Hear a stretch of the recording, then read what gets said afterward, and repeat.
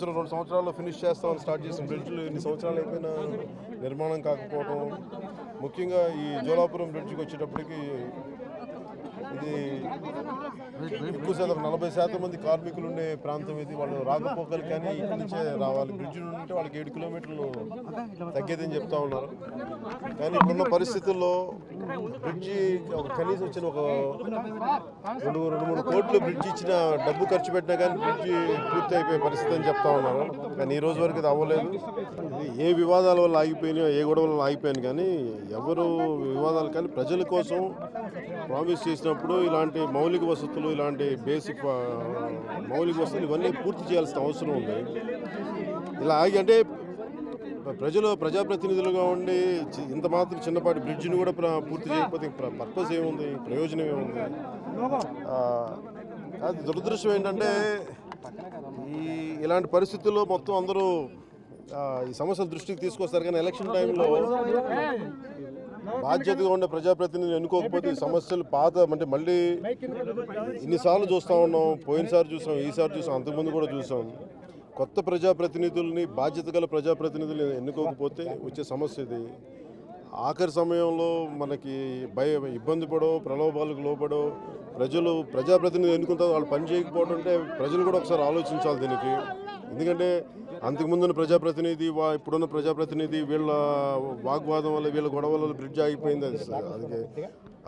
అది వాళ్ళ చాలా బాధాకరమైంది అది. కానీ దీనికి ప్రజలు కూడా ఒకసారి అందరూ ఆలోచించాలి. ఒకచోట మన కర్నూలునే కాదు, జోలాపురమనే కాదు, ప్రతి ఒక్కరు కూడా దీనికి ఇలాంటి వ్యవస్థ కావాలా మనకి.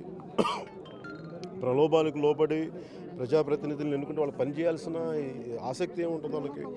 మీకు డబ్బులు పడేసాం, మీరు అడిగిన దానికి మేము ఇచ్చేసాం, మీకు పని చేయాల్సిన అవసరం లేదనేది ఒక నిర్లక్ష్య ధోరణి ఉంటుంది. ఆ నిర్లక్ష్య ధోరణి మారాలంటే ఖచ్చితంగా ఒక సరికొత్త ప్రజాప్రతినిధులు ఎన్నుకోవాలి, బాధ్యత గల ప్రజాప్రతినిధులు ఎన్నుకోవాలి.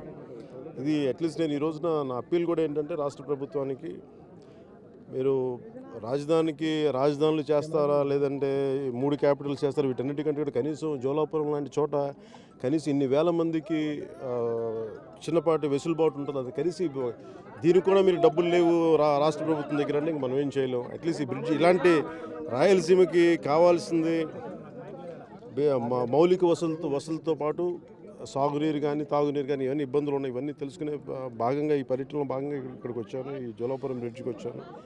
ఇది తొందరగా పూర్తి చేయాలని మనస్ఫూర్తిగా రాష్ట్ర ప్రభుత్వాన్ని కోరుకుంటాం. ఇలాంటి స్తంభించిపోయిన పనులను గాలికి వదిలేసి వైఎస్ఆర్సీపీ సొంత అజెండాతోనే ముందుకు పోతుందనేది భావించవచ్చు సార్.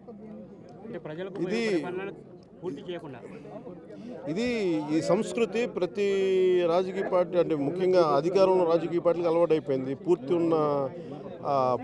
పూర్తి చేయాల్సిన పనులను పూర్తి చేయకుండా అసంపూర్తిగా వదిలేసి మళ్ళీ కొత్త ప్రభుత్వాలు వచ్చాక అంతకుముందు చేసిన ప్రభుత్వాలు మేము చేయము. ఇవన్నీ అసలు ఈ ధోరణి రాజకీయాలను మారాలని కోరుకుని ఆకాంక్షించాము.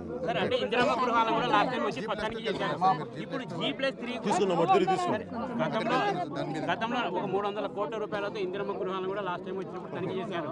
ఇప్పుడు G+3 తనిఖీ చేస్తున్నారు. రేపు పొద్దున రాబోయే రోజులు ఏ పనులను తనిఖీ చేస్తారని భావిస్తున్నారు సార్. అలాగే అంటే ఏదైనా సరే ఇప్పుడు సెంట్రల్ గవర్నమెంట్ ఇప్పుడు మీరు చెప్పిన ఇందిరమ్మ పథకాల గృహాలు కానీ, లేదంటే ఇప్పుడు డబుల్ బెడ్రూమ్ ఇల్లు కానీ ఇవన్నీ కేంద్ర ప్రభుత్వ నిధులతో వచ్చినాయి ఎక్కువ శాతం. ఇది కేంద్ర ప్రభుత్వం మొన్న నేను ఢిల్లీకి పోయినప్పుడు కూడా నేను అడిగింది ఏంటంటే ఇన్ని నిధులు వస్తాయని. అంటే నేను నిర్మలా సీతారామన్ గారు మాట్లాడుతూ మా దృష్టికి తీసుకొచ్చింది ఏంటంటే కేంద్రం ఏ స్థాయి నిధులు ఇస్తుంది రాష్ట్ర ప్రభుత్వాలకి, దాన్ని ఎందుకు సద్వినియోగం చేయలేకపోతారు అంటుంటే అది దీంట్లో అది కూడా నాకు ఇది కూడా చెప్పారు. ఇట్లా ముఖ్యంగా వీకర్ సెక్షన్స్కి ఇళ్ళు కానీ లేదా డబుల్ బెడ్రూమ్స్ కానీ ఇవన్నీ చూసినప్పుడు ఎంత ప్రజాధనం దుర్వినియోగం అయిపోతుందో నిజంగా చాలా బాధ కలిగింది. ఇల్లు కట్టేశారు, పైన కప్పులు ఉండవు, మౌలిక వసతులు ఉండవు, వాటర్ ఫెసిలిటీ ఉండదు. ఇవన్నీ అలా ఒకటి అసంపూర్తిగా వదిలేసి ఒక ప్రాజెక్టు మళ్ళీ ఇంకో కొత్తది కట్టి మళ్ళీ ఇంకో కొత్త ప్రభుత్వం దాన్ని అసంపూర్తిగా వదిలేసి ఈ డబ్బు అంటే ఏం చేస్తున్నారు ఎలా అంటే కట్టిన లబ్ధిదారులకు ఎవరు, అంతకుముందు ఉన్న ప్రాజెక్టులను పూర్తి చేయరు. ఇది ఒక మన దేశంలోనే ఈ సంస్కృతి ఉందని నిజంగా ముఖ్యంగా ఆంధ్రప్రదేశ్లో ఈ సంస్కృతి నిజంగా చాలా బాధ కలిగిస్తుంది. ఇంత ప్రజాధనం ఇంత దుర్వినియోగం అయిపోవటం, అలా కేంద్ర ప్రభుత్వ నిధులు దుర్వినియోగం అయిపోవటం, ఇవన్నీ ఎక్కడో బలంగా మారాలి. సార్ అంటే సార్ ఇందిరమ్మ గృహాలతో పాటు ఎన్టీఆర్ హౌసెస్ పేరిట కూడా ఇల్లు కట్టారు. అయితే వీటిని పూర్తి చేయకుండా రేపు ఉగాదికి 25 లక్షల పట్టాలు ఇళ్ల స్థలాలు పట్టాలు ఇస్తారని ప్రభుత్వం ముందుకెళ్తుంది. మీరు అన్నీ ఏమైపోయినాయి అంటే ఒక ఇది నెక్స్ట్ ఎన్నికలకు రావడానికి ప్రణాళికలు తప్ప నిజంగా ప్రజలకు ఉపయోగపడాలి. ఇంత డబ్బు దుర్వినియోగం చేయకర్లా మళ్ళీ కొత్త పథకాలు ఉన్న పథకాలను సంపూర్తిగా పూర్తి చేసి చేయాలని కోరుకుంటాం.